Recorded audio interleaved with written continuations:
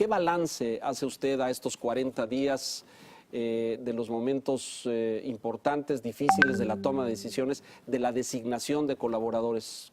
¿Cómo pintan estos primeros 40 días? Vamos bien, estamos pues cumpliendo el propósito de no perder el impulso, de no perder el tiempo. Se triunfó, así lo decidió la gente el día 1 de julio, y no nos sentamos, nos seguimos de largo. Ya habíamos dado a conocer a los miembros sí, del gabinete, ya teníamos propuestas, presentamos nuestro plan de gobierno y nos metimos en el periodo de la transición a trabajar más sobre proyectos específicos, de modo que cuando tomamos posición, pues ya traíamos impulso y no lo hemos perdido, sabemos muy bien qué se va a continuar haciendo, cuándo vamos a terminar de echar a andar el gobierno, porque estamos en eso. ¿Está hoy ya al 100% el gobierno? No, falta. Estamos pensando en 100 días. Yo creo que en 100 días ya se echó a andar el gobierno por completo, de modo que vienen todavía otras cosas. Lleva tiempo preparar acciones de gobierno, sobre todo cuando se buscan cambios, cuando se quieren enfrentar ¿sí? Claro. Vicios y significan retos y desafíos, pues lleva tiempo la implementación, ¿no? de las acciones. Claro, claro. Por ejemplo, nos falta, y eso es lo que esta semana vamos a iniciar, la dispersión de recursos para apoyo a la gente. De los programas sociales. De los programas sociales. El jueves vamos a estar en el Estado de México y se inicia el programa de jóvenes construyendo el futuro. Ya entregamos las primeras tarjetas, ya establecemos contactos, la comunicación entre lo que llamamos tutores, que son empresarios, comerciantes, dueños de talleres, con los jóvenes que se van a formar en empresas, en comercios, en talleres, jóvenes aprendices. Entonces, el ensamblar, el establecer esta comunicación y a partir de ahí que el joven ya empiece a recibir un apoyo mediante una tarjeta que puede ir a un banco y sacar lo que le corresponde, que son 3,600 pesos. Pues eso ya arranca el jueves a nivel nacional. Sí, el viernes voy a la montaña de Guerrero, a Tlapa, que es una de las zonas más pobres del país, y comenzamos el programa de apoyo de pensión a personas con discapacidad. Vamos a entregar pensión a 1 millón de personas con discapacidad, sobre todo los pobres y niñas y niños. Tengo la gran satisfacción por anticipado, la dicha enorme de que todas las niñas y todos los niños con discapacidad o con capacidades diferentes van a tener una pensión mensual. Y esto lo comenzamos, lo iniciamos en la montaña de Guerrero el viernes. El sábado vamos a estar en Ayala y en Anenecuilco, porque este año se lo dedicamos al general Emiliano Zapata, al caudillo del sur, porque en este año se conmemora el asesinato, o se recuerda el asesinato de los 100 años del asesinato del general Emiliano Zapata. Entonces, toda la papelería oficial va a llevar su nombre y vamos a hacer esto en Ayala y en su pueblo, en Anenecuilco, con la familia Zapata. Los descendientes del general. Con nietos y bisnietos. Y el domingo iniciamos en Valle de Chalco el programa de apoyo a adultos mayores, que significa ampliar al doble la pensión a los adultos mayores en Valle de Chalco. Y adelante, o sea, a partir de esta semana, pues ya vamos después con las becas para... O sea, toda la dispersión de programas sociales arranca ya a pleno. Sí. Tenemos muchos temas, presidente, hay económicos, hay políticos, está el energético, está el de seguridad. Yo los convoco a todos, sean muy medidos y precisos en el uso de la palabra para darle oportunidad a que el presidente nos diga lo más posible. Empezamos por lo energético, ¿le parece la coyuntura que estamos viviendo, el tema del desabasto, esta estrategia de combate al crimen y al robo dentro de Pemex y dentro de las refinerías, pero también hacia afuera para revisar los ductos? Ha causado gran polémica y gran controversia. Se planeó poco, se planeó mal. Hoy en la mañana dijo que los medios lo habíamos inflado, presidente. Algo hay de eso, pero si no también, ¿qué informan ustedes? O sea, es su trabajo, ¿no? No. Es un asunto importante porque no se tocaba. No, exacto.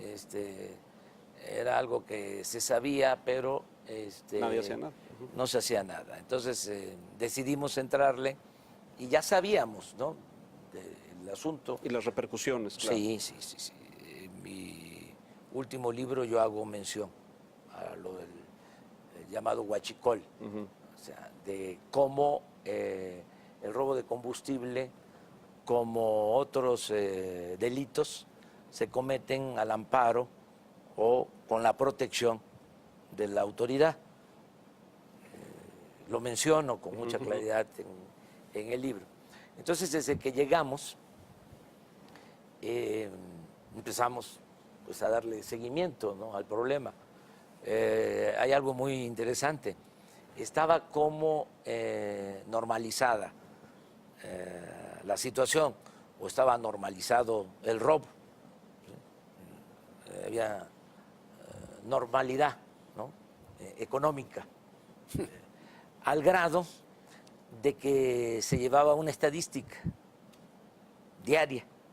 No había estadística diaria de homicidios. Pero sí del robo. Pero sí del robo de combustible. Sí de cuánto se robaban diariamente. Y pues se exponía, o esa información diariamente la daba a conocer Pemex, o sea, a los superiores. Entonces, cuando empezamos nosotros, yo planteo, vamos a ver qué sucede con dos delitos que nos sirvan de referentes, porque son delitos que tienen mucho que ver con la realidad, que no hay cifra negra: el homicidio y el robo de vehículo. Porque el robo, casa, habitación, el secuestro, pues son delitos que no se denuncian o no se denuncian por completo. El homicidio tiene que hacerse una investigación, tiene que abrirse una carpeta de investigación. El robo de vehículo es lo mismo. La mayor parte de los vehículos está asegurado, o si no hay seguro, al que le roban un vehículo va y presenta denuncia porque teme que vayan a usar su vehículo para cometer un ilícito. Entonces, esa es pues una experiencia que se tiene en eso. Y aparece también lo del robo de combustible. Entonces empezamos a ver desde el primer día, entonces, como una especie de enajenación, ¿no? Se robaron 2.000, 3.000 litros. barriles. Barriles. ¿No? Diarios. Diarios. Y entonces, y la barra, ¿no? De un día y bajó y luego subió. Digo, a ver, vamos por partes. Primero, a ver quién de aquí, sí, con toda sinceridad, sabe cuántos litros tiene un barril. Sí. Vamos a empezar por ahí. Se lo preguntó a su gabinete. Sí. O la pregunta es para nosotros porque No. ¿quién le responde? No. 152. Sí, entonces Aquí hay expertos. El único que se lo sabía era Enrique. hago la pregunta ahí pues, a todos y la hago pues a todos los que nos están viendo, ¿no? A ver, ¿cuántos litros tiene un barril? Ya, pues, bueno, pues tiene 159 litros, o sea, un barril. Y 9. A ver, y vamos a traducir esto a pipas. ¿Cuántas pipas son? No, pues 700, 800 pipas Diario. Al día. diarias, ¿sí? Diario. Sí, y un día de 1.100, 1.200 pipas. Entonces, a partir de ahí, ya teníamos decidido participar, se estaba preparando, ¿no? Todo el plan, pero uno no puede estar viendo eso sin actuar. O sea, te sientes cómplice, ¿no? Es decir, ¿cómo me voy a acostumbrar a esto? Presidente, creo que nadie cuestiona el golpe que fue al robo el golpe que dio su gobierno al robo de combustibles. Pero lo que sí está discutiéndose es el cómo. Lo que han ustedes analizado hasta ahora, ¿cree que lo hicieron de la mejor manera? Sí. ¿Había otra vía? ¿Había otra solución? ¿Había manera de amortiguar un poco las consecuencias? No, fue la mejor forma y había que hacerlo. Nuestros adversarios cuestionan eso, ¿no? De que a lo mejor nos apresuramos. No, había que actuar. Y había que actuar porque había que dejar de manifiesto de que no se puede tolerar el robo. Punto. O sea, había que mandar este mensaje claro. Además, se hizo un plan para movilizar cerca de 4.000 elementos del ejército, para tomar las instalaciones, refinerías, centros de distribución de gasolinas, de diésel, un plan para el control del monitoreo, porque es increíble, existe todavía, nada más que ya no manejado por los mismos, todo un piso en la torre de Pemex Para los ductos, ¿no? para monitorear los ductos. Tercer piso. El tercer piso. Bueno, entonces, ahí Estaban viendo cómo todo. O sea, ahí se puede ver cómo se empaca un ducto, así se le llama técnicamente, cuando se llena de combustible, ¿sí? La presión. Y luego cómo disminuye. Y luego cómo disminuye. Y hay también normas establecidas para el manejo, ¿sí? De ese centro de control. Por ejemplo, cuando baja la presión y se advierte de que hay fugas, de que están ordeñando, coloquialmente hablando, el ducto, pues el que está en el mando tiene que cerrar el ducto. O sea, que es Entonces, imposible hacerlo sin la colaboración de Ventro. Sí, entonces no se cerraba, Exacto, por eso, Se dejaba entonces abierto. se dejaba abierto. para facilitar el robo. Entonces, cuando vemos todo esto, pues, se acabó. O sea, cambio. O sea, ya no pueden ellos estar manejando esto y echamos a andar El operativo. el operativo. Presidente, pero sin embargo, el efecto es que hay mucha gente ahora haciendo colas en las gasolineras. No con sus mucha, lo bidones. que pasa que... O por lo menos alguna. Sí. Son 12, 13 mil gasolineras o gasolinerías. Afectadas. No, en No, en la total. República. Total. Y hoy veía yo un periódico, ¿no? ¿Ve periódicos, presidente? Sí. ¿Cómo? Todos, o sea, O sea, apunte aquí porque aquí le van a echar porras y dice cuál ve y todo. es mi ¿eh? obligación, es mi deber. Leo O sea, no le pasan síntesis. No sigue el país por Veo. la televisión. No, sigue el país por la televisión. Veo, estoy informado. Entonces, y le pongo más atención A unos que a otros. a lo que yo llamo la prensa fifí, con todo respeto. Porque Con todo respeto, porque caemos en esa, no, presidente. Para que nadie se sienta aludido. que nadie esté pensando en nada.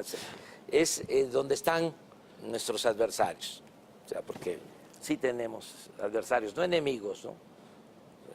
Tampoco es así la fantasía, y además no queremos que no haya crítica o que no tengamos adversarios, porque entonces estaríamos aspirando a una dictadura, y nosotros lo que queremos construir es una auténtica democracia. Entonces sí vemos que tenemos adversarios, o sea, que nosotros consideramos conservadores, como lo establece el término, ¿no? Los que quieren conservar, Pero los que en la quieren prensa, mantener presidente. el statu quo. No, es una corriente de pensamiento que ha existido siempre y que se manifiesta también en los medios. Siempre ha habido una prensa conservadora. Bueno, entonces sí veo, pero hoy en un periódico de estos que yo respeto pues mucho, también que no quiero que se malinterprete, porque no va a haber censura en el gobierno, pero sí vamos a debatir, sí vamos a ejercer el derecho a la réplica. O sea, va a haber diálogo circular, no nada más el cuestionamiento. Entonces, veo hoy que dice, hay desabasto en la Ciudad de México, hoy. Hoy eso empezó. Sí, hoy hay de hecho, desabasto en 6 Santa Fe. gasolinerías. Bueno, tú leíste la nota. Sí, claro. Sí. 6 gasolinerías. No, ahora O sea, el rumor de la como dirían los tarde jóvenes, es que se hace extendido. Pero Son No, es una exageración. O sea, ¿cuántas gasolinerías tiene la ciudad, presidente? Usted que se lo pues sabe debe tener como 800,000. 800. Sí. Entonces, en 6, y la verdad que no deben de ser 6, deben ser más. Deben ser más. Deben ser Pero de- no sé, 20, nosotros Algunas calculamos. decenas, tal vez. Sí. Pero sí. de cualquier manera, yo creo Entonces, que pensamos que poco a poco se va a ir normalizando. ¿Cuándo, Y presidente? no queremos Ponerle día. No, porque entonces ellos mismos, nuestros amigos, los conservas, vuelven. van a decir, ya llegamos. Y no cumplieron. Al fin de semana, no ha cumplido. Sí, no, que nos dejen. O sea, lo vamos a resolver. A cambio, ¿qué cosa le puedo decir a la gente? No. De que a partir de que iniciamos el plan, bueno, se robaban en promedio cerca de 800 pipas diariamente. A partir del plan, traemos como 120, 130 pipas robadas todavía. Sí. Han dejado de robar 600 pipas diarias. Estamos hablando que se han dejado de robar como 8,000 pipas. Oye, hacía yo la cuenta y es aproximado de que si se ponen las pipas una tras otra, significaría como 80 kilómetros de pipas. Lo que hemos evitado que se roben en dinero 2.500 millones de pesos. En días. En días. En días. 2.500 millones. Bueno, es que se robaban más de 60,000 millones de pesos al año. Pero eso además, presidente, es frontal en el primer principio de su gobierno y de la cuarta transformación, que es la lucha contra la corrupción. Sí. Y además, perdón, y además a mí me parece muy significativo dos cosas. Primero, cuáles son los costos de enfrentar eso, que es increíble lo que usted explica, de que todo el mundo sabía que ese robo se producía y era un Pemex bis. Yo le oí decirlo a usted en una conferencia de prensa. El tema está, esto forma parte ya de lo que van a ser los ejes de sustituir, por ejemplo, la guerra contra los cárteles en la corrupción, empezando por la corrupción de dentro. Sí, sí. El principal problema, Antonio, del país es la corrupción. Claro, por eso. O sea, esto del robo de combustibles es una muestra, ¿no? O sea, muy importante, muy dentro. Se empieza a dar. Yo tengo conocimiento de esto desde la época del presidente Fox y tengo conocimiento de que se tenía en el presupuesto, se daba por descontado y en aquel entonces me consta eran como 10,000, 12,000 millones y es muy interesante porque en ese entonces yo era jefe de gobierno de la ciudad y se repartía a los gobiernos estatales y también al gobierno del Distrito Federal todo aquello que significaba un excedente por precios. Sí, sí, correcto. De la sobreventa y del petróleo. De la subida de los precios, sí. Entonces se hacían las reuniones con gobernadores y Hacienda decía, Te toca tanto cada estado. les va a tocar esto. Yo por lo general no iba a esas reuniones. Pero el secretario de Hacienda, digo, el de Finanzas, de aquí de la ciudad, me insiste, no, hay que ir, fíjense que van a Era Urzúa, repartir. ¿no? Era Urzúa, en ese momento. Sí, Carlos Urzúa, el mismo que ahora es secretario de Hacienda. Van a repartir los excedentes, va a haber. Y ahí voy, no sé, en un estado, en San Luis Potosí, en alguna parte. Y estaba de secretario Francisco Gil y de subsecretario Carstens. Entonces aparece Carstens, pues todos los gobernadores, ¿no?, frotándose las manos, se saboreaban. pues, todos les iba a tocar algo. Maiceados. Creo que se iba a repartir un excedente de 15,000 millones de pesos en aquel entonces. No sé, 2003, por ahí. 2002, 2003. Entonces, Carsten, ¿no? Pues sí, hay este excedente porque se calculó que iba a ser tal el precio del petróleo y fue mayor. Fue mayor, hay un reparto. Pero tenemos que considerar que hubo una fuga por el manejo de los combustibles, hay una fuga, por robo de combustible. Creo que de 10,000 o 12,000 millones. El caso es que no quedaba nada. Así, en la reunión con todos. Me acuerdo que... O sea, el excedente cubría lo que se habían robado. Lo que se habían robado en ese ejercicio. En ese entonces, 10,000 millones. Sí, pero fue aumentando hasta llegar a más de 60,000. Entonces, solo en esto, porque todavía hay que ver qué está pasando con la extracción de petróleo crudo. También. Sobre el control. de la producción petrolera. O sea, qué pasa en las plataformas, qué pasa allá en los ductos, qué pasa en los puertos. O sea, muchas cosas estas. Bueno, pero en fin, había que actuar, nos va a llevar algún tiempo normalizarlo. Yo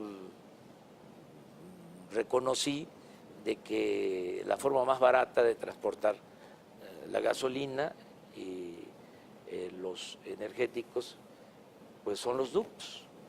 O sea, luego los buquetanques, luego el tren y luego las pipas. Son más caras. O sea, se necesitan para abastecer las gasolineras o gasolinerías alrededor de 3,000 pipas para estar abasteciendo constantemente. Entonces, ¿cómo cerramos? Y no está totalmente cerrado.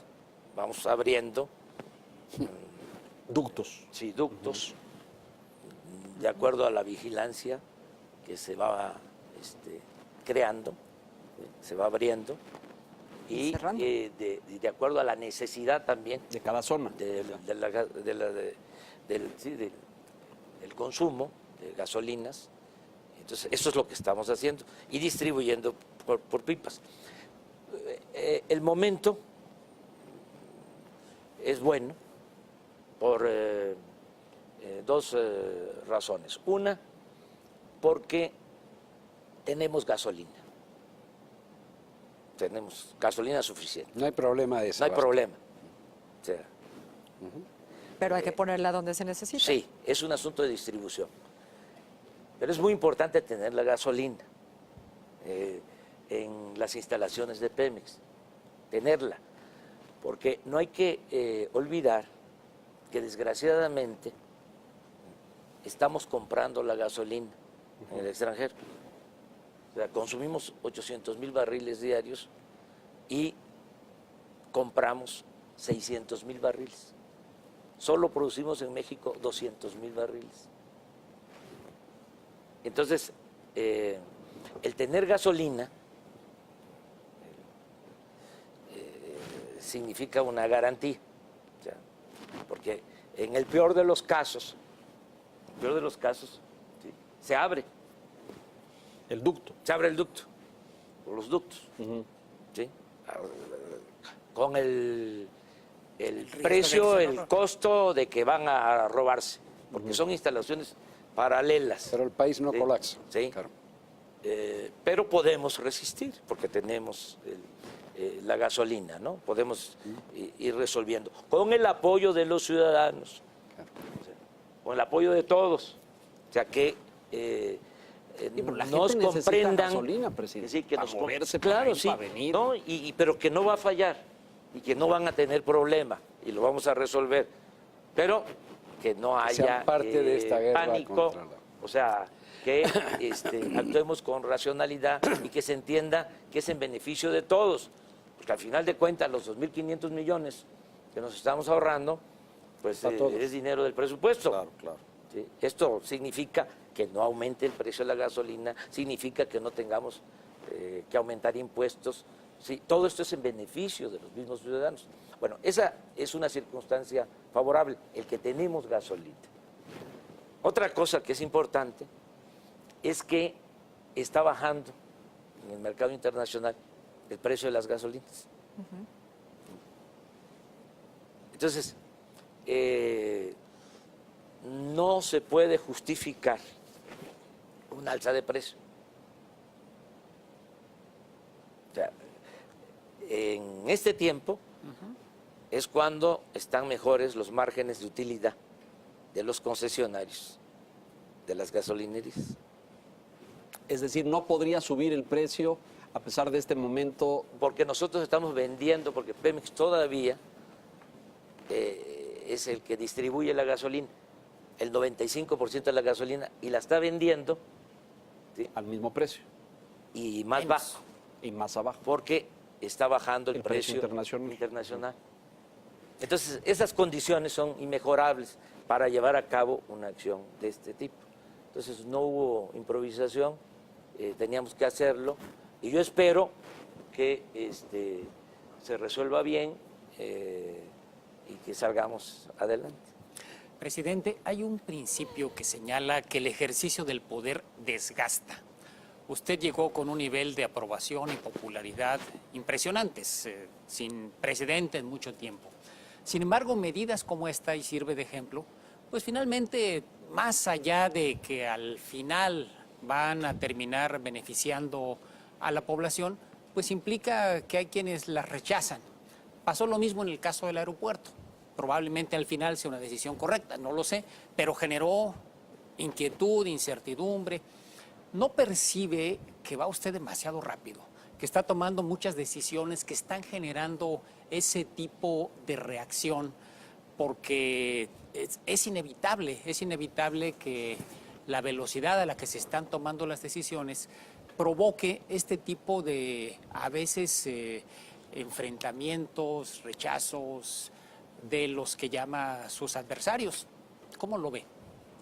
Es que tiene que llevarse a cabo el cambio.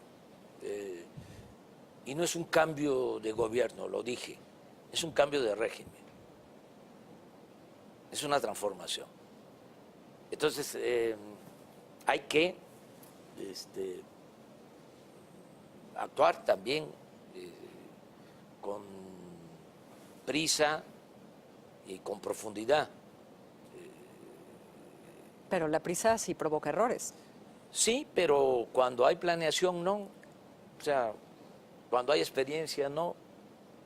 El caso del aeropuerto. Sí. Estaba bien analizado, bien estudiado. Pero además, la gente suele ser muy inteligente, el pueblo es muy sabio, tiene un instinto certero. Hicimos una consulta y la gente dijo no. Una de las cosas más importantes de estos tiempos extraordinarios que estamos viviendo, es el nivel de conciencia ciudadana.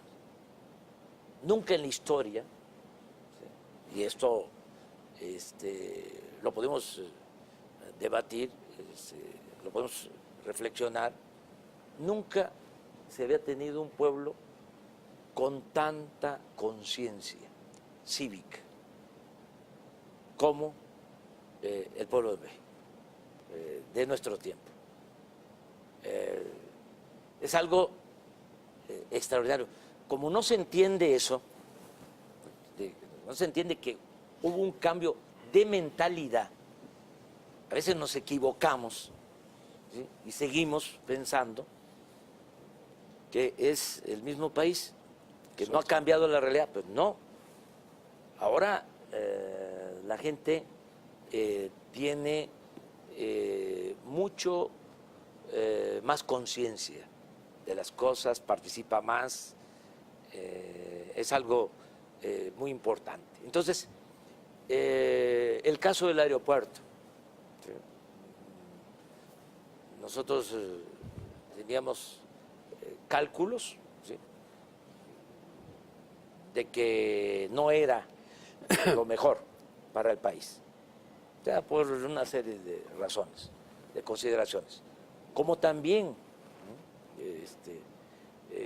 había quienes pensaban que eso era el mejor proyecto, incluso al interior del gobierno nuestro, habían posturas distintas, porque también eso es importante, la pluralidad, la diversidad, la libertad. O sea, el mejor gabinete que ha habido en la historia de México fue el gabinete del presidente Juárez, y se confrontaban entre ellos. Decía Comonfort que él podía resolver el problema de México con apretones de mano, y le contestaba a Ocampo que los problemas de México se podían resolver pero con apretones de pescuezo. Entonces, había, ¿no?, esa diversidad, y el mejor gabinete, hombres que parecían gigantes, ¿no? porque presentaban su renuncia, ¿sí? Y decían no. Bueno,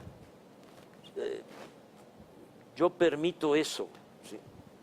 Al interior del equipo, ¿sí? O sea, muy contrario de lo que se pueda pensar, que nadie se atreve, ¿no? A contradecirme, no. Sí, lo contradicen, presidente. Claro, y discutimos. Pero todavía y ninguno presenta su renuncia, por cierto. Y no, le o sea, quiere decir ¿y que le hay, convencen? que hay conciliación. Sí, hay ¿Le veces, convencen? ¿cómo no? ¿Hay algo ¿Cómo no? en lo que le haya convencido? Sí, cuando hay argumentos.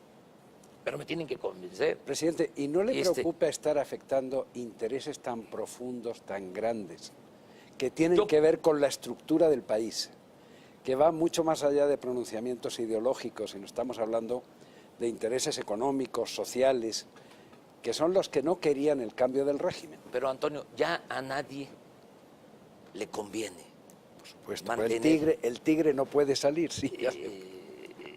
Este es el régimen corrupto. Por Pero supuesto. a nadie. O sea, ya es contraproducente para todos. Pero los corruptos, por ejemplo, los que tienen el negocio detectado y cortado hoy, durante estos días por su gobierno en el Huachecol. Por ejemplo, los temas que puedan estar implicados o que motivaron las dudas sobre la corrupción en el tema. Todos esos son intereses que están siendo afectados ahora. Sí, pero ellos tienen ya que aceptar que es otra realidad, que ya no se puede seguir saqueando al país. ¿Y usted lo va a permitir? Claro. Pienso que todos los seres humanos, ¿no? Tenemos capacidad para rectificar, ¿no? Yo creo en eso, ¿sí? Creo que una persona se comporta de una forma durante un tiempo y puede cambiar. Creo en eso. ¿Sí? Entonces, yo estoy llamando, incluso eso es lo más importante, el que no actuemos de manera coercitiva, que no solo sea, ¿sí?, por la aplicación de la ley, De la fuerza. sino que sea el convencimiento, el persuadir de que hace falta que entre todos logremos la transformación, que logremos el cambio. En el caso del aeropuerto, vamos a resolver el problema.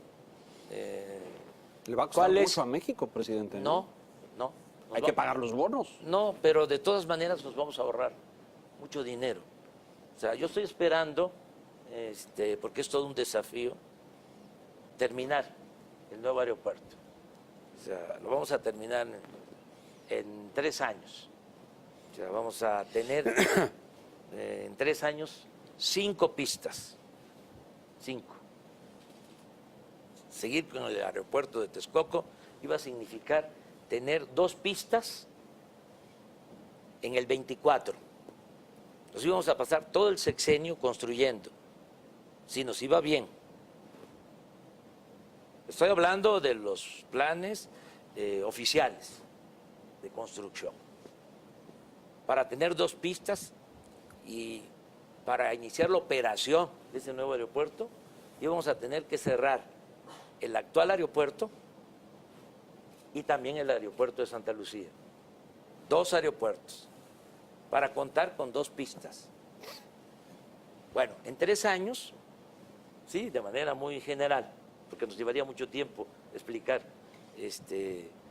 otras razones y otros beneficios.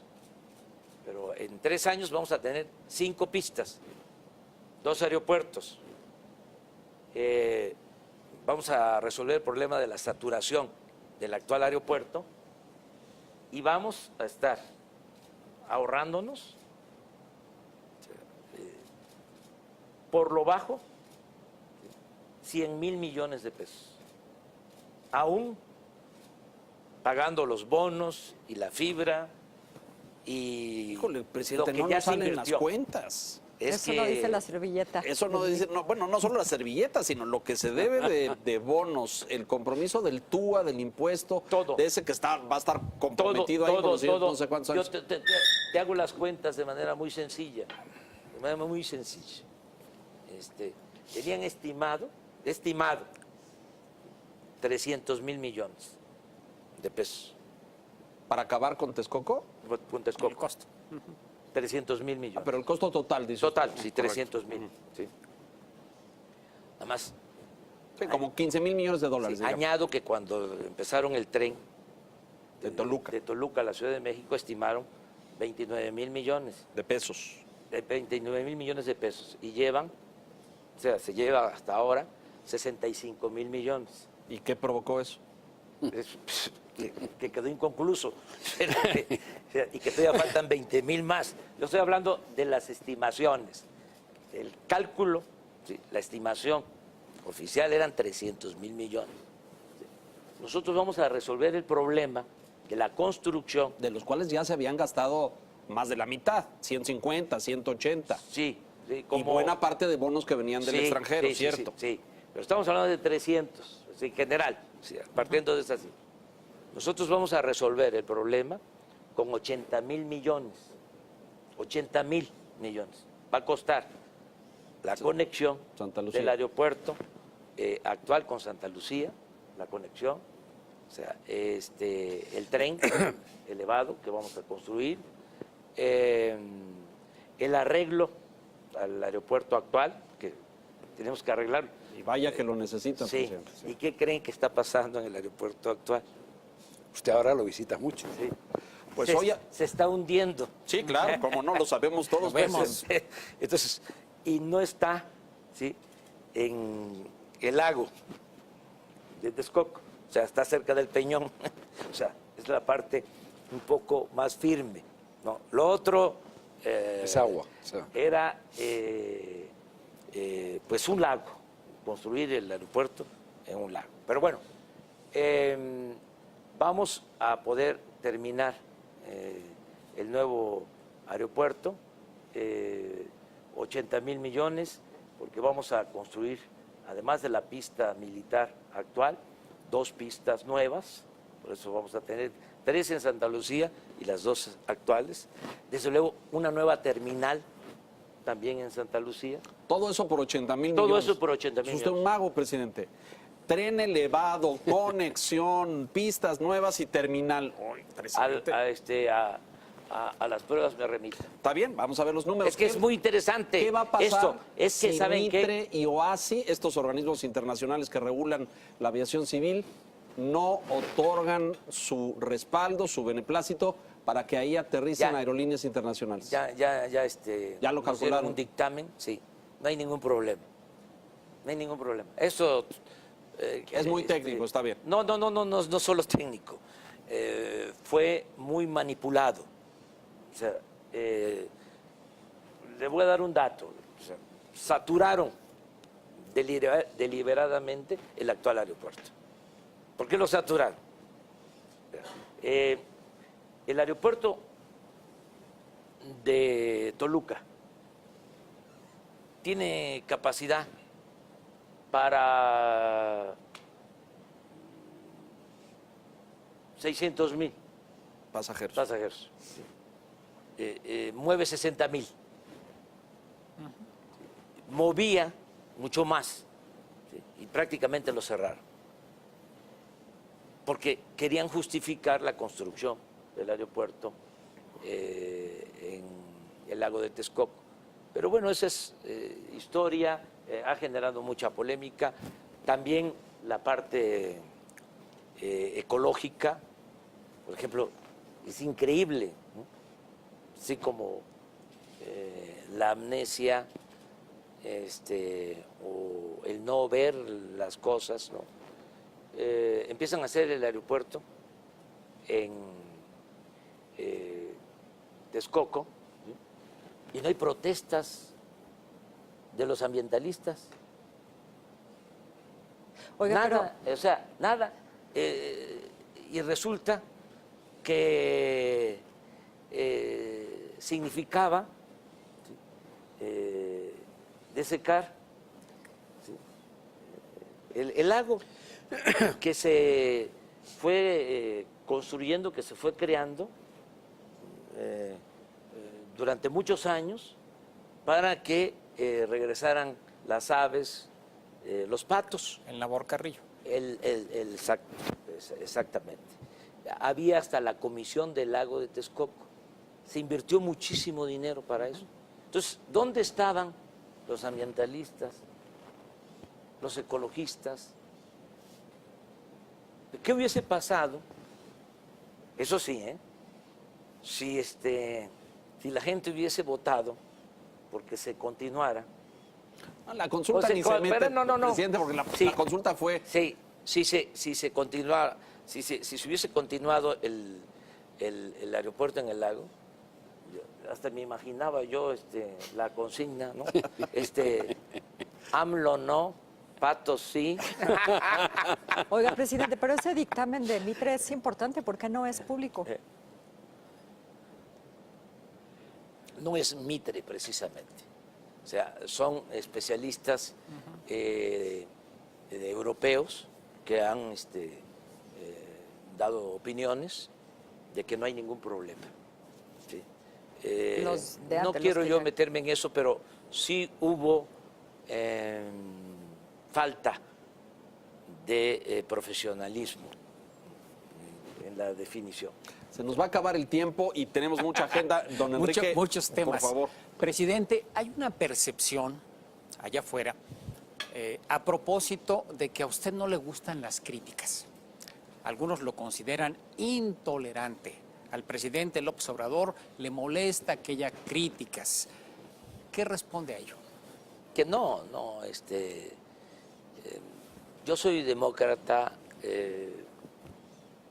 ofrezco disculpa por hablar de mí, pero no soy autoritario, respeto el derecho a disentir, ¿sí? Incluso me siento muy bien con la polémica. Lo que pasa es que no dejo pasar ciertas cosas, porque tampoco puedo estar contestando todo, ¿no? Entonces, me gusta responder y me genera un poco de gozo, ¿no? A veces decirle... Se nota. Decirle, Dígalo, presidente. Por ejemplo, decir que mis adversarios son conservadores, ¿no? Con apariencia de liberales, es un gozo, ¿no? Porque cómo se presentan, ¿no? Pero usted quiere que... como liberales, ¿no? Como gente de avanzada, pues no, son muy conservadores. Progresistas. ¿Por qué conservadores? ¿Sí? Porque no quieren al final que haya cambios. Y hay conservadores de derecha y hay conservadores de izquierda. Sí, claro. Porque ahora sí que los extremos, ¿no? se tocan. ¿Sí? Hay gente en la izquierda extrema, o la extrema izquierda, que no está de acuerdo con nosotros, porque ellos, considero yo, con todo respeto, que quieren que se mantenga el mismo régimen. Parece una contradicción, ¿no? Pero es el mantener el mismo régimen de opresión, ¿sí? El no cambiar la realidad. Hay mucha gente que vive, ¿sí? de administrar el fracaso, ¿sí? La tragedia. Entonces, pueden ser muy buenos para el análisis de la realidad, pero no se proponen transformar la realidad. O sea, no. O sea, entonces, eso se da en la derecha y se da en la izquierda. Nuestro planteamiento, o sea, por lo que hemos luchado todo el tiempo, es decir, sí, esta es una realidad de injusticias, de corrupción, pero la tenemos que transformar. O sea, no regodearnos, ¿sí? Con la tragedia. Por ejemplo, ahora cuántos están apostando, no Al solo desabasto. de la derecha, sino de la izquierda, a que fracasemos. Se frotan las manos, ¿no? O decir, ¿ya vieron? Son lo mismo. ¿Sí? ¿Cuál cambio? Sí. Pero a usted Pero le gusta, se van a quedar con las ganas. ¿usted quiere que lo perciban como un presidente confrontativo? ¿No sería mejor que empezar a ser percibido como un presidente más conciliador? Sí, tenemos que buscar la conciliación. O sea, el debate no significa odio. Sí. Yo no odio a nadie. O sea, yo soy feliz por eso. No tengo fobias. Pero luego en las mañanas se le ve muy enojado, presidente. No, y saca porque- el látigo y fustiga no, diestra y no, no, siniestra. Leonardo, puede ser la hora. Por ejemplo, viene... Puede ser la hora. Puede claro, ser la claro. hora. No, fíjate que estoy fresco, muy Sí, sí, fresco, no, se le- y como ahora. En la mañana me reía yo hoy vi en un programa de El Financiero de la conferencia de ayer o de antier, me preguntan sobre lo de Venezuela. Ah, sí, sí. Sobre la Constitución. Me dio una muchísima artículo risa. 88, ¿no? Sí. ¿Por qué? Sí, no firmaron. Ajá, la A ver, declaratoria. ¿qué dice la Constitución? A ver, el artículo 89, fracción décima. A ver, y pues ahí es un diálogo abierto, circular y todo. A ver, ¿quién tiene ahí la Constitución? A ver, ¿qué dice? Bueno, pues que el titular del Ejecutivo tiene que guiarse en política exterior por los principios de no intervención, de autodeterminación de los pueblos. A ver, repite. No intervención, autodeterminación de los pueblos. Pues eso es lo que estamos haciendo. Entonces, pero no es Confrontativo. es pedagógico. O sea, la política tiene que ver mucho con la pedagogía. A veces un parece- dirigente tiene que comunicar, tiene que explicar, ¿sí? Tiene que convencer. Y si conmueve, pues mejor. Pero lo acaba de decir con toda claridad, presidente. A veces parece que usted está ahí en la cátedra, ¿no es cierto? Que usted está dictando cátedra cada mañana y da clases de derecho constitucional y de derecho internacional y de paso de algún tema energético y Bueno, de seguridad. imagínate. Usted dio clases, ¿no es cierto? Sí, pero imagínate, Leonardo, cuando es una exposición, ¿sí? Ante la crítica. O sea, ¿cuántos críticos, no? Hay de todo, ¿no? Hay Tengo, muchísimos. o sea, muchísimos. O sea, me llegué a convertir en un tiempo en una industria, ¿no? Bastante importante. O sea, el cuestionarme significaba mantener, ¿no? A comunicadores y a medios. O sea, había articulistas, ¿sí? Que Vivían de criticar a Andrés Manuel. cobraban por eso. ¿Sí? O sea, no en la totalidad, no en exclusiva. Sí, pero Era un sí plus. estaba yo ahí en la agenda, ¿no? O sea, en el que había que hacer el cuestionamiento. Todo esto ha cambiado, todo esto es distinto. Entonces, pues es una voz, ¿no? Claro, ahora tiene Una más investidura, peso, claro. es la investidura. Yo procuro cuidarme, autolimitarme, me cuesta, ¿eh? O sea, me cuesta mucho. Casi no le creo eso, presidente, casi no le creo eso. Me cuesta. Tengo a veces el corazón caliente y mantengo la cabeza fría. Me estoy autolimitando, estoy cambiando el lenguaje, ya no utilizo las mismas palabras, los mismos términos, los mismos conceptos. Hay palabras que ya no uso desde que soy Pero vaya que las presidente. renueva. ¿Eh? Pero vaya que las renueva.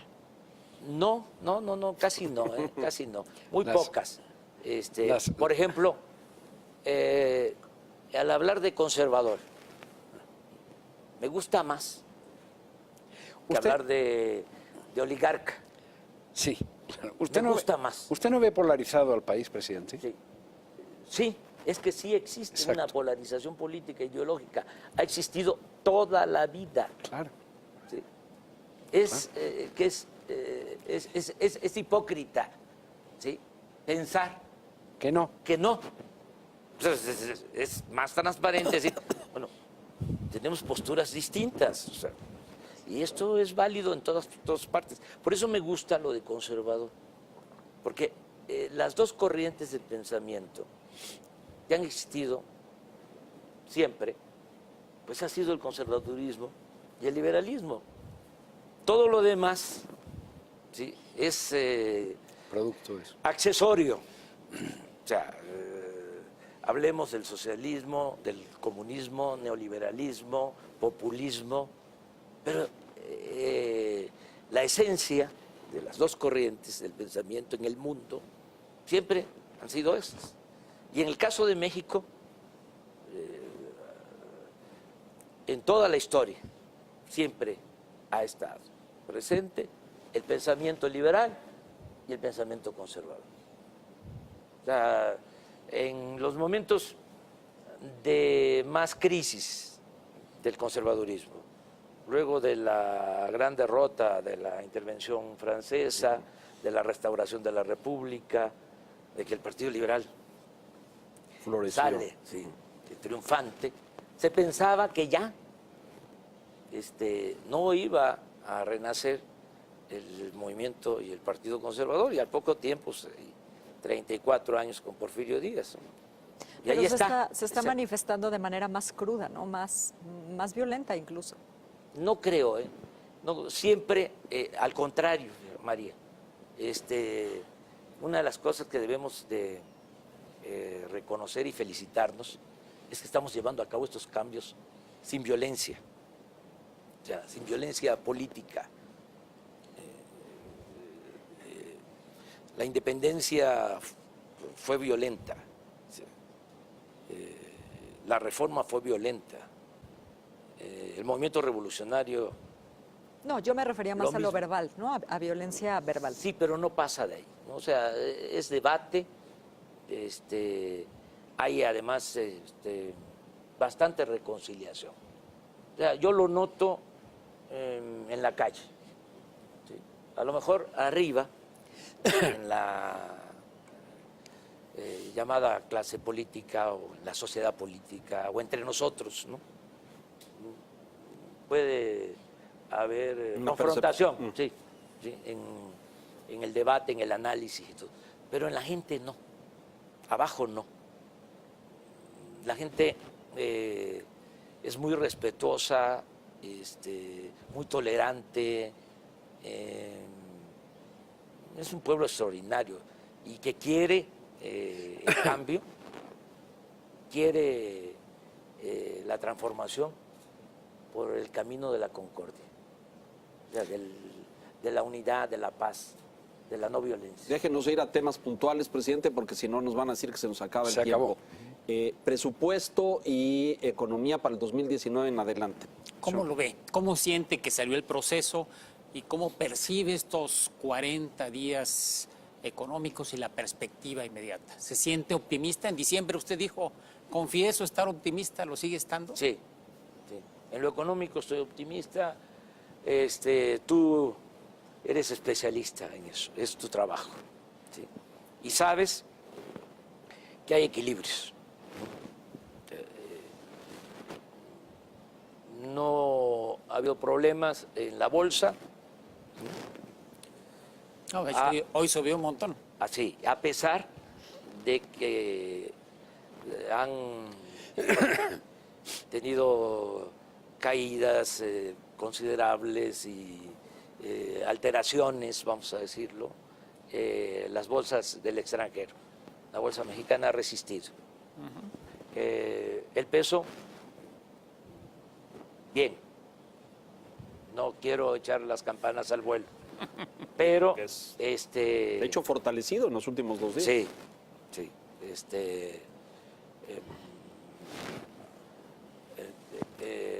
hemos logrado fortalecer el peso, no se ha depreciado nuestra moneda. Yo creo que en el mundo, en los últimos meses, o sea, a partir del día 1, es de las monedas más fuertes.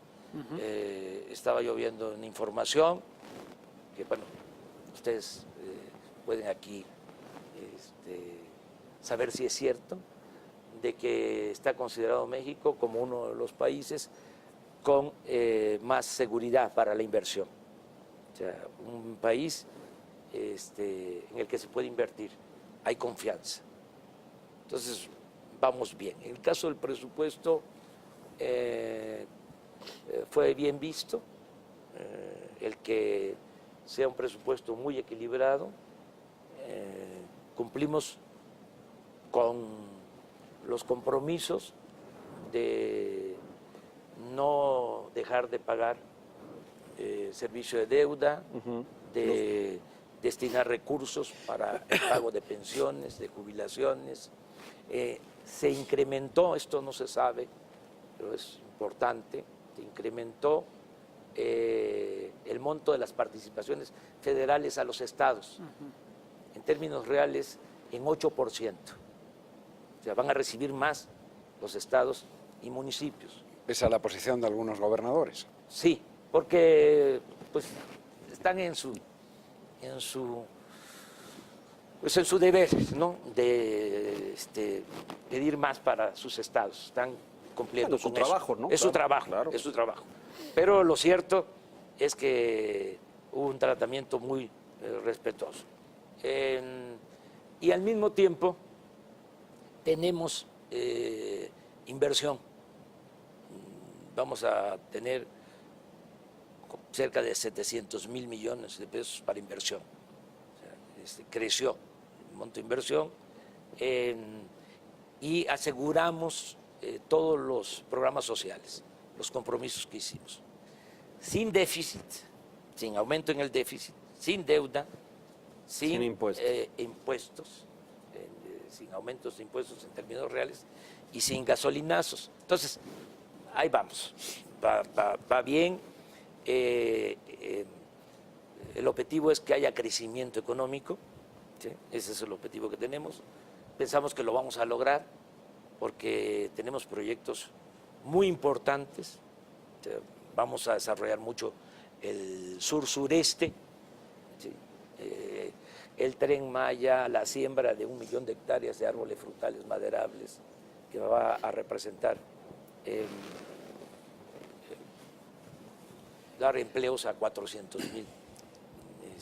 A ver, lo detengo ahí un momento, campesinos. presidente, porque yo he escuchado y he visto análisis de muchos economistas que dicen que el énfasis se puso de forma muy significativa en lo social, en esta inversión social, en los programas sociales, y que la parte productiva o el presupuesto destinado a generar inversión, infraestructura, plazas de empleo, ese es mucho más reducido. No sé cómo están los porcentajes, pero creo que en lo social está como en 60% más o menos, ¿es correcto?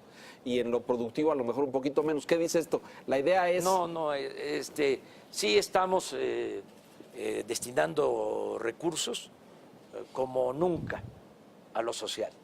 O sea, vamos a... Y menos a lo productivo. No, también.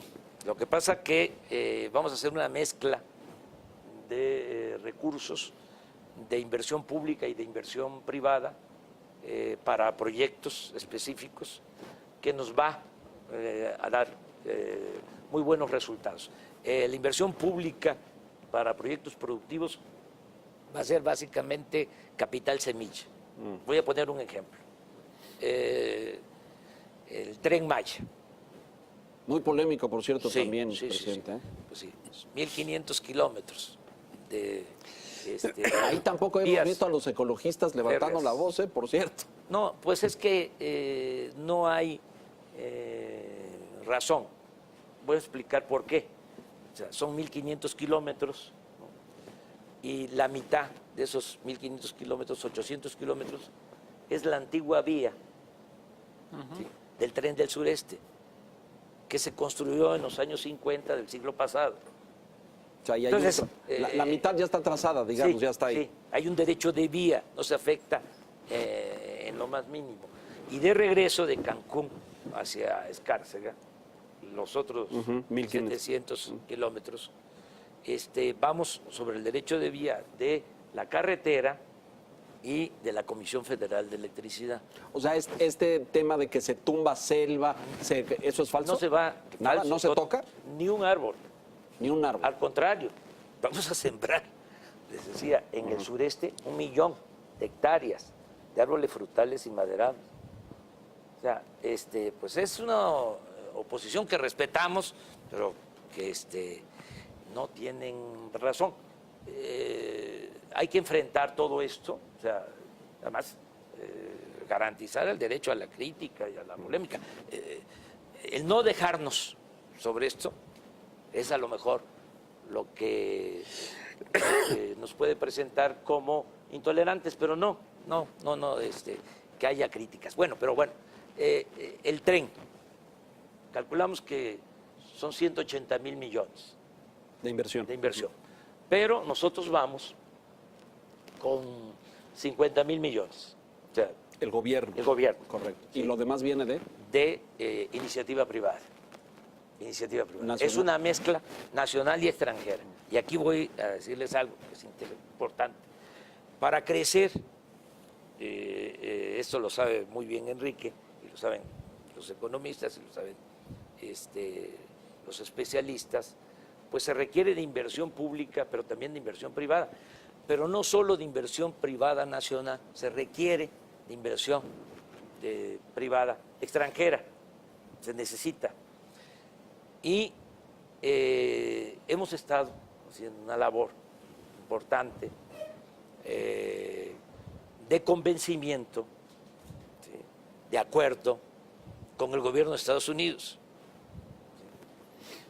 para que el fenómeno migratorio ¿sí? lo enfrentemos con desarrollo, con empleo, y lograr que la migración sea optativa, ¿sí? no obligatoria. La gente no sale de sus pueblos, no abandona a sus familias por gusto, sino lo hace por necesidad. claro. Entonces vamos a desarrollar. O sea, esto lo han estado hablando sureste. con Washington. Sí, con el presidente Trump, que ha sido respetuoso con nosotros. Y estamos trabajando. Hasta ahora, a ver el jueves que van a ver el jueves, sí. Sí, pero nosotros vamos a buscar siempre una relación de cooperación y de amistad. Pero con el usted ve al gobierno de Estados Unidos. Unidos invirtiendo en Centroamérica como le propuso. Es que quiero decirles eso. Se comprometieron a invertir en Centroamérica 5,000 millones de dólares.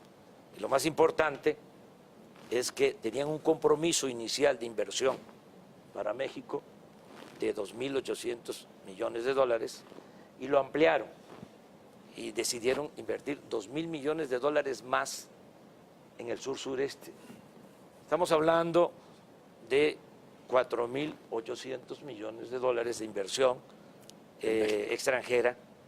Si logramos esto, de llevarse a cabo esto, de 18,000 millones de dólares de inversión extranjera para este año, sí, que fue lo que se obtuvo el año pasado, o algo parecido, no sé, Enrique, esa cantidad, 18,000 millones de dólares, si nosotros logramos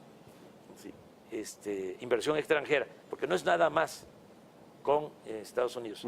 Tenemos acuerdos de cooperación con Canadá y viene ahora el presidente español y queremos llegar a acuerdos de cooperación. Nosotros tenemos como socios comerciales, como socios económicos a Estados Unidos, en primer lugar, cuanto a inversión, y en segundo lugar a España. Entonces, nos importa mucho esta visita del presidente español, que además llevamos buena relación o nos hemos caído bien. Algo parecido a lo que ha sucedido, aunque parece increíble, con el presidente Trump. Él nos ha tratado de manera muy respetuosa y nosotros lo mismo. Va a haber respeto mutuo, nos conviene. Entonces, a tu pregunta, ¿sí? Que si es poca la inversión en lo productivo, yo creo que esa inversión va a crecer y eso nos va a permitir que podamos crecer ahí, desarrollarnos. María. Perdón, presidente, pero le voy a cambiar el tema totalmente. Si yo tengo un desacuerdo hasta ahora con su gobierno es en el tema de la Guardia Nacional.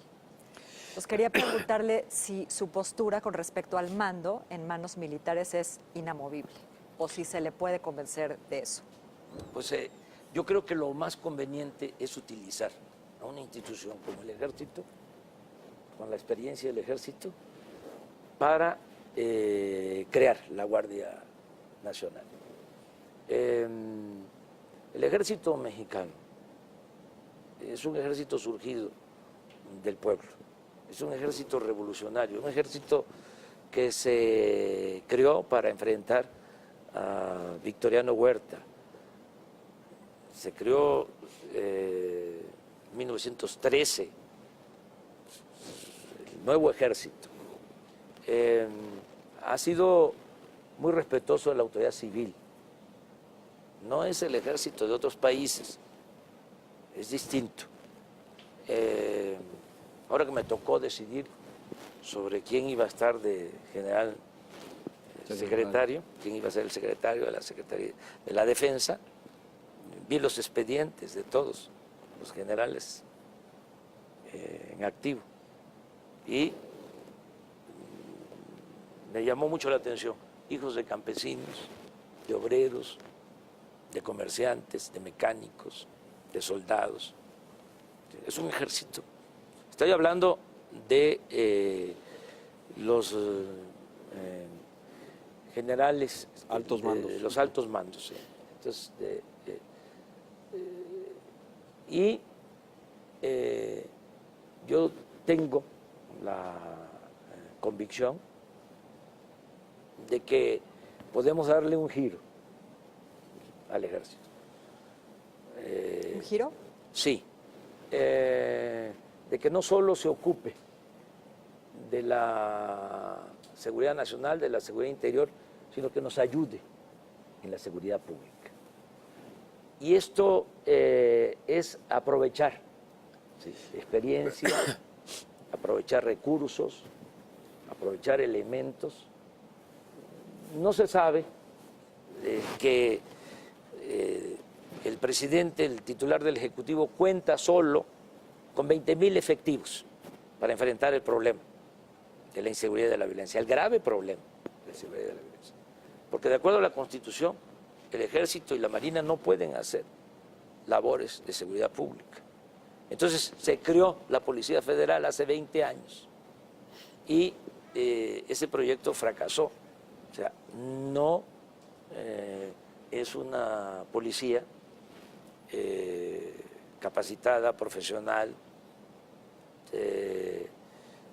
No se hizo un buen trabajo para tener una policía. Entonces ahora se cuenta con 20,000 elementos, son en total 40,000, pero la mitad está dedicada a otras funciones. No tienen instalaciones, no tienen cuarteles, van a misiones a los estados, se hospedan en hoteles. O sea, es hasta humillante para ellos, no para los elementos. Entonces, el ejército tiene 220,000 elementos. Es la institución con más infraestructura del gobierno federal. La Marina cuenta con 40,000 elementos. Si unimos estas fuerzas, pues en vez de tener 20,000, tendríamos 120, 150 mil elementos atendiendo el problema de la inseguridad pública, de la violencia. Es que la gente está en estado de indefensión, que ese es otro asunto también. Un día vamos a tratar a fondo. O sea, cómo se engañó a la gente.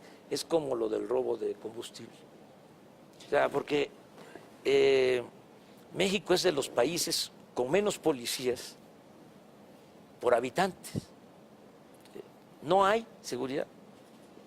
Entonces, ¿qué es lo que estamos proponiendo con la Guardia?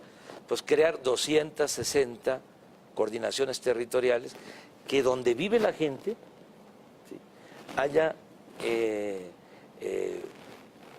un cuerpo de seguridad de 300, 400 elementos, ¿sí?, enfocados a la seguridad pública, a la seguridad del ciudadano, no a la realización de operativos, ¿sí?, porque como no tenían elementos y como era otra la política, a ver, Pero bajo mando militar. Es que entonces no va a haber Sí. ¿Cuál es policía la nunca, diferencia sí, Ahí está, exacto. de estos 12 años? Estos 12 años, el Ejército y la Marina han estado en las calles, han La participado en diferencia- operativos, sí, que primero de que no se han ocupado de la seguridad pública.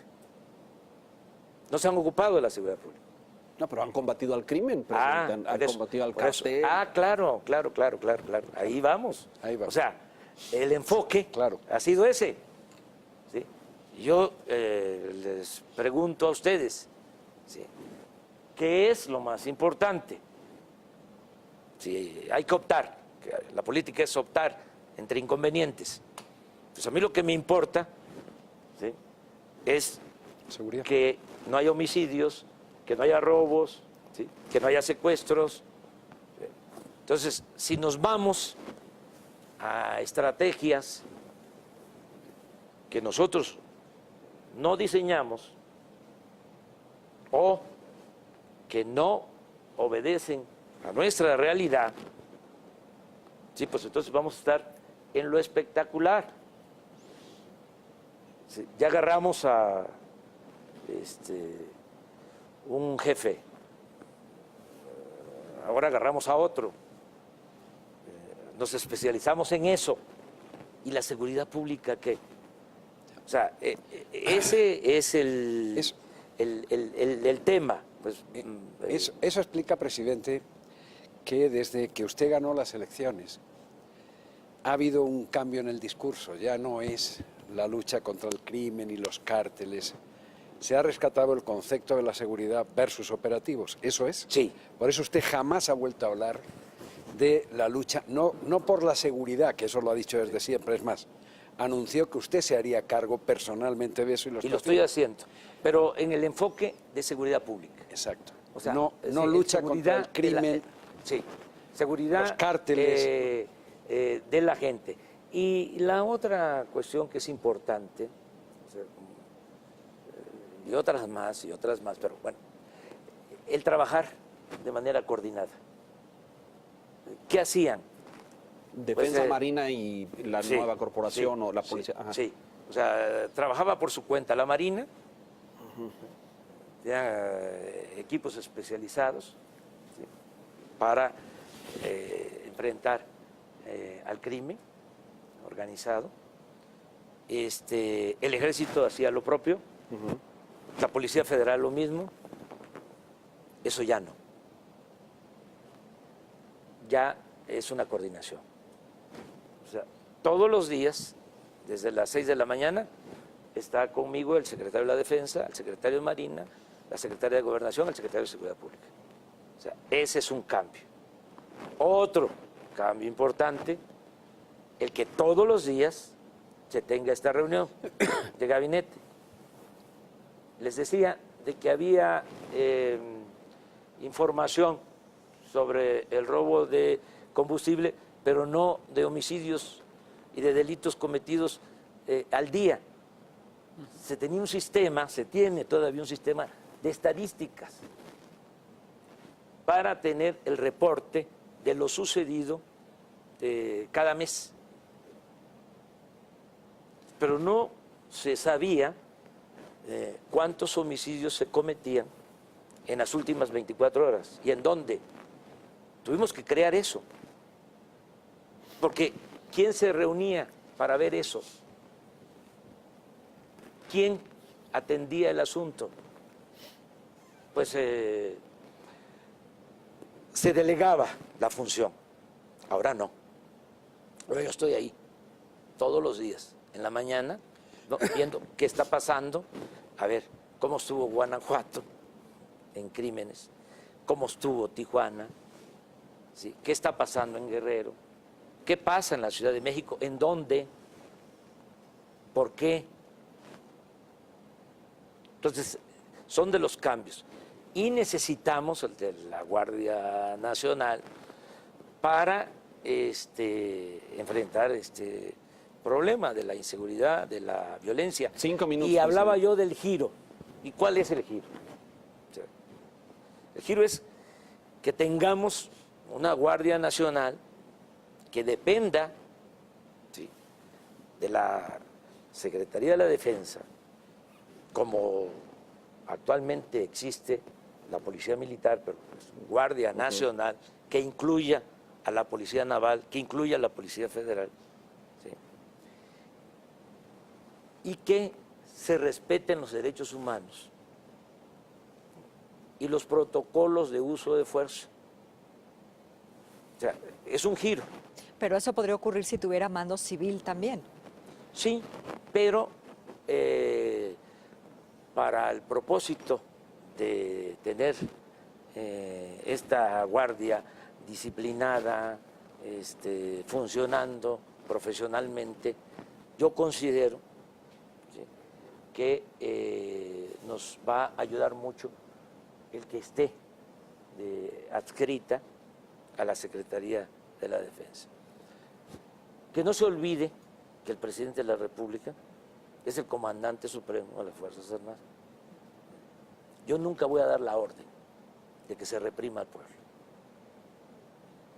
Nunca. 4 minutos, O sea, presidente. Todos los actos de represión, inclusive la violencia de los últimos tiempos, las masacres, ¿sí?, llevadas a cabo por la Marina o por el Ejército, ¿sí?,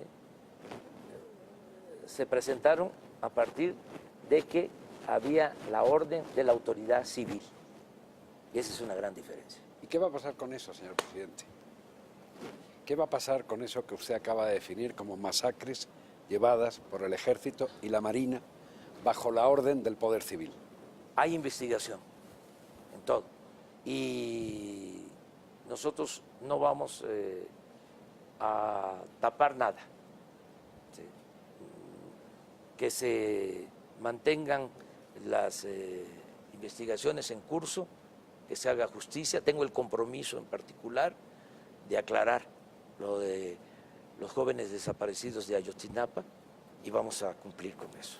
O sea, es muy distinto, nos llevaría tiempo Por supuesto. el hablar de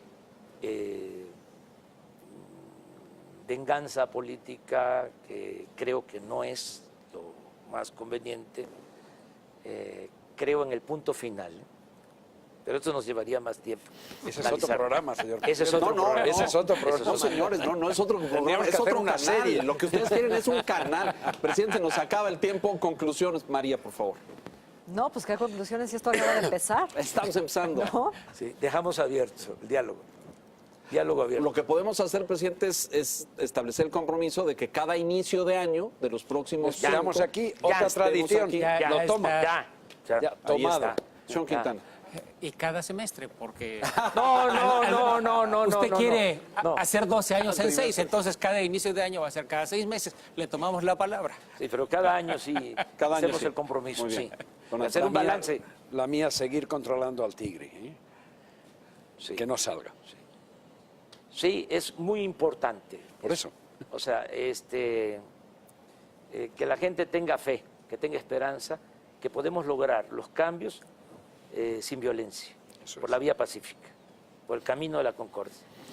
Bienvenido, presidente, nuevamente. Muchas gracias a ustedes. Muchas Gracias por estar aquí, gracias por este espacio de diálogo, de poder confrontar puntos y de conversar. Dejamos la puerta abierta para que lo sigamos haciendo más adelante. Muchas gracias al financiero Muchas y gracias. a todo el equipo, a ustedes, a los camarógrafos, A todo el los equipo aquí, periodistas, exacto. desde luego a los directivos, a Manuel Arroyo, a los articulistas. Pareció flecha con destinatario. Eso, No. A todos. A así, todos, muchas gracias. Con mucho afecto. María, gracias, buenas noches. Gracias. Don Enrique, buenas noches. Gracias. Don Antonio Navalón, un honor. Muchas su gracias, presencia, doctora. muchas gracias. Muchas gracias. Y a usted, gracias por la gentileza de su atención en esta edición especial, esta transmisión especial de La Silla Roja el día de hoy, martes. Continuamos con programación. Gracias.